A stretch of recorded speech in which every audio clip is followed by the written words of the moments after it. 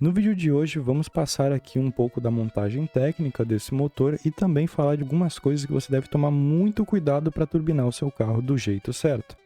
No vídeo anterior vocês puderam acompanhar que o motor foi retirado para conferir toda a parte interna e realmente foi retirado no momento certo. O motor estava começando a ter folga, já ia começar a queimar óleo e aí tem algumas coisas que vocês têm que trocar por obrigação ao abrir o motor, que no caso são os anéis de pistão. Dá uma verificada nas bronzinas de biela, bronzina de mancal, troca todos os retentores, você não quer ter óleo vazando.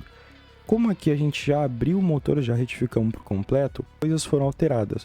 Pistões de standard para 0,50, o virabrequim foi cometido um erro, ao invés de abrir para a próxima medida, foi para 0,80, retifica até pediu desculpa, mas não vai trazer o material de volta, né? Bronzina de biela também cometeram um erro, era 0,30, abriram para 0,25, aí teve que abrir de novo para 0,30, enfim, vamos pular para outras partes. Como já estava aberto, a gente aproveitou, já trocou bomba de óleo, bomba d'água, tudo basicamente, e fomos aqui então para a montagem técnica. Neste momento vocês devem estar se perguntando o que separa uma simples montagem, onde você compra as peças e sai montando, e uma montagem técnica. Existe aquela montagem super avançada que exige 1 milhão de ferramentas que são caríssimas. Não é isso, a gente não está lidando com metrologia de motor, a gente está lidando com o básico bem feito. Vamos lá, cada biela que você tira faz uma marcação nela, na parte de baixo ali, raspando mesmo, para sinalizar qual que estava no primeiro cilindro, segundo cilindro, terceiro, quarto, enfim. Você precisa saber disso por questão de comparações futuras e até mesmo necessidade, pois o conjunto é balanceado. Como abriu para a próxima medida 0,50, teve que trocar os pistões.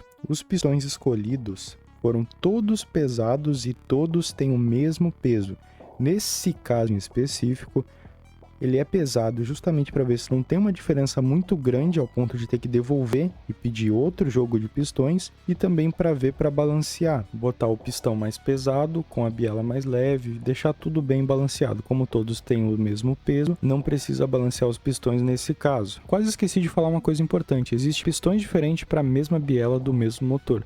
Esse aqui é preso com um pino que ele é prensado na biela, mas existem modelos em que o pino fica solto e o que trava ele na biela ou no pistão é literalmente uma travinha que você põe ali em volta do pistão dos dois lados e deixa o pino travando ali a biela no pistão. Não é o caso desse, ele é prensado. A canaleta de pistão também muda, nesse caso você tem que saber da canaleta para poder comprar os anéis de pistão do mesmo modelo da canaleta. E mais um detalhe, gap de anéis. Para turbo você vai sempre utilizar a última medida do recomendado da fabricante daquele anel. Um exemplo, você pode ultrapassar até 20 de diferença. Então, se a fabricante recomendou lá 0,15, você pode botar aí 0,35 no máximo. Você não pode passar disso, senão vai ter o blow-by, que é passando pressão positiva pelos anéis. Você não quer isso, porque isso estoura retentor, perde potência, perde compressão, vaza óleo, é uma desgraça. Você não quer isso no seu motor. Escolhemos a medida de 43 mm no primeiro anel e 48 mm no segundo anel. Dava para ter avançado um pouco mais, por exemplo, 45 no primeiro, 50 no segundo, mas a gente quis manter assim. Um detalhe muito importante que quebra muito o motor, além de deixar o gap muito curto, é o gap errado no segundo anel. Muita gente põe o gap do segundo anel menor do que o primeiro. Você jamais deve fazer isso no seu motor, pois o segundo anel ele serve justamente para aliviar a pressão entre o primeiro e o terceiro. O virabrequim teve que ser desmontado de novo para conferência e limpeza. Ele deve rodar livre nas mãos. Se ele não faz isso, você já aciona a garantia da sua retífica, pois é certo que se você não consegue rodar o virabrequim na mão, quando tiver com os pistões, cabeça, o motor de arranque não vai conseguir virar o motor.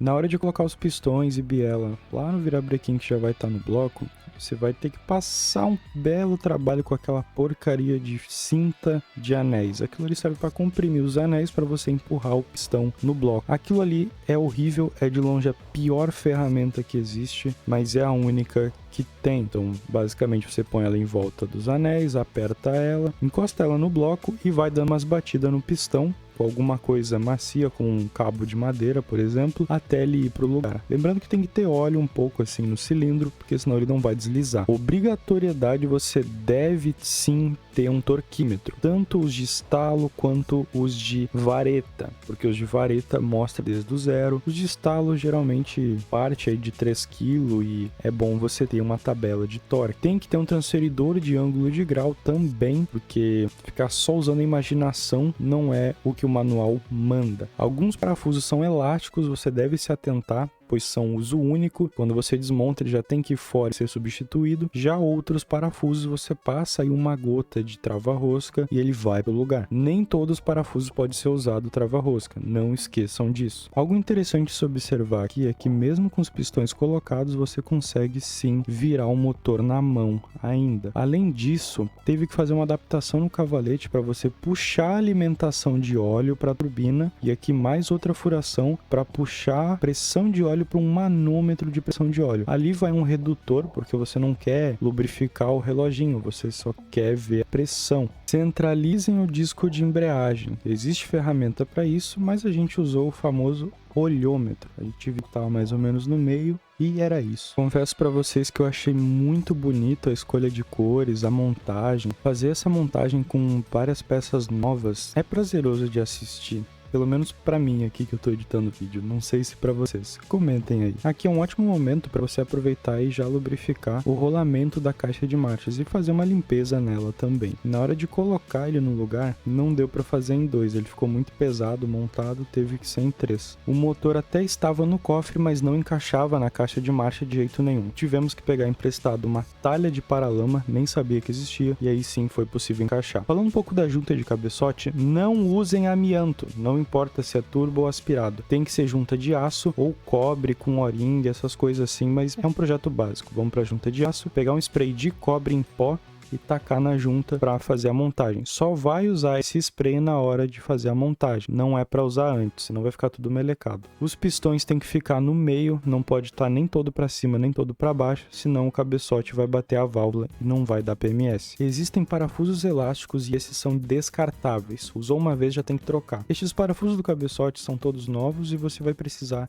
não só do torquímetro, como também do transferidor de ângulo de grau, porque o manual pede para você começar tanto com o torquímetro e depois sim só aplicando os ângulos para fazer o torque final. Então você presta atenção, recomendo que você peça ajuda na hora de torquear e não faça sozinho para confirmar o ângulo certo. Só com essas dicas você já teria uma excelente montagem de motor aspirado, mas estamos falando de turbo, então vamos continuar. Algo que pode ser verificado aqui é que esse cabeçote tem 2 comandos, então você não pode de jeito nenhum inverter os comandos ou inverter as polias.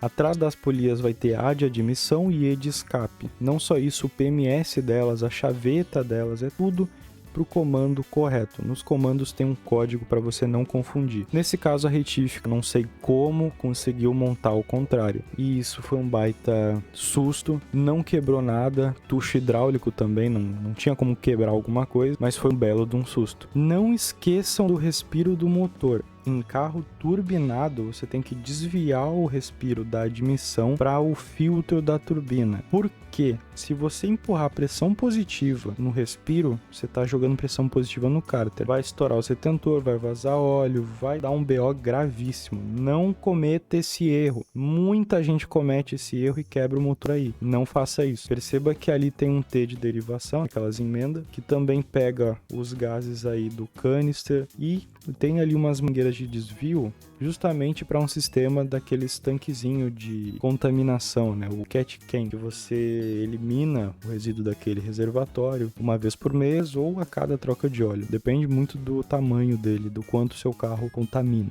Passando aqui no final do vídeo só para esclarecer algumas dúvidas que ficaram. Primeiro, gap de vela. Por que eu não comentei no meio do vídeo? Porque isso influencia muito para carro turbo. Para carro aspirado tem alguns ganhos, mas para turbo é essencial você ter velas de iridium, porque elimina muito o risco de uma pré-detonação do nada. Então, velas de iridium, confere o gap de velas. Eu estou utilizando aqui 60 de gap. Caso você não saiba, tem que ter o calibre de lâmina, você vai ali, mexe ali, beleza, 60mm, ok. Para aspirado você pode usar um pouco, enfim, cada carro vai ter sua particularidade. Se tratando da Westgate, ela tem duas saídas, que no caso é um furo que você não deve tampar, é literalmente o respiro dela, se você tampar vai explodir tudo, e a outra mangueirinha que sai dela, você deve ligar na pressurização.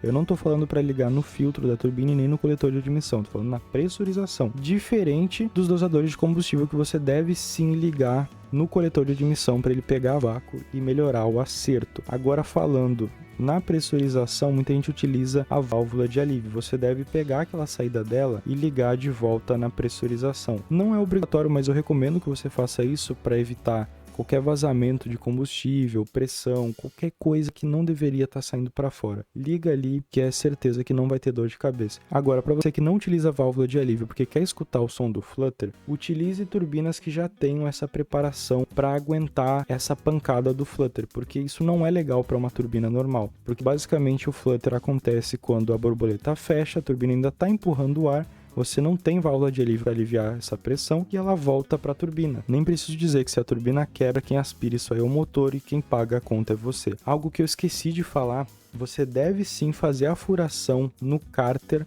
para o retorno de óleo na turbina. Lembra que eu falei que a turbina vai ser alimentada pelo cavalete de óleo? Você tem que fazer uma furação em desvio para alimentar ela? Você também faz o mesmo no cárter para o retorno de óleo. Esse vídeo ficou cheio de detalhe técnico, isso é muito legal. Todo mundo que assistir vai adquirir conhecimento, eu tenho certeza. Eu espero que vocês também contribuam com conhecimento aí nos comentários e vamos tentar dar a primeira partida? Tá, essa não contou. Vamos de novo.